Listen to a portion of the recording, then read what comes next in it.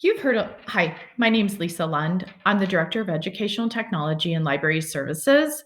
And you've heard a lot from my team today around how to use cameras, document cameras, and other equipment. So I'm going to demonstrate just how to use the equipment that you have within your classroom. I'm currently recording on my computer screen so that you can see that I'm just using the camera on my computer to record this. And you could use this for Google Meets with your students, as well as whole class instruction. And I also could, if I want the camera on myself, I can have it facing me. And then if I'm wanting my students online, my remote students, to see the students in the classroom, I could flip my computer around so they could see that as well.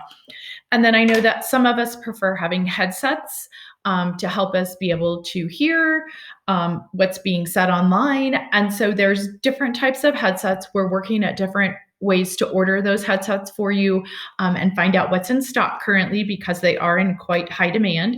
So a headset like this, I could use to put on, and it has a built-in microphone, so it doesn't have one in the front. I think one of the things about this is that you would want to remove and put it behind one ear, maybe.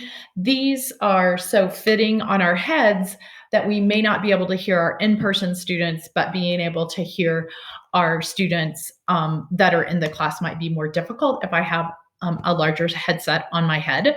We also know that we have in the classroom headsets that can be plugged in USB. So just plugging those in and using those, many of them have a microphone that comes down in front of your face, and you can use those as well in the classroom.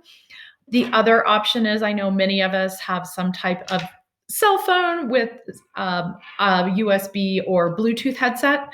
And so I could use a personal headset that I can just put into my ears. And then I have a microphone that I can speak with. I still probably would recommend that I'm only using one earbud in, the one with the microphone side, just based on that I'll be able to hear my in-person kids as well. That will be the one caveat to using headsets in the classroom. And there's all kinds of different options for these. These might help you project your voice. But as you can see from many of the videos that you'll watch today, we didn't have much trouble in our remote students and our in-person students hearing us, or us hearing those students through just our regular computer microphones, maybe a Promethean board with a sound system, or a flat panel with a sound system as well. So I think that you can choose to use a headset. Sometimes we need to project our voice more, and that's one of the options that you can use.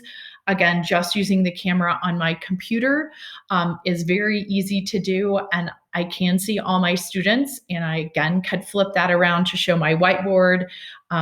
I also could flip that up so that they could see an anchor chart in my room, or again, turning that around so just all kids in the class could communicate and see each other would be an easy thing to do as well. And if you have any questions, please reach out to your regional and digital coach, and they're happy to help support you in the best way to set up your classroom for good instruction. Thanks very much.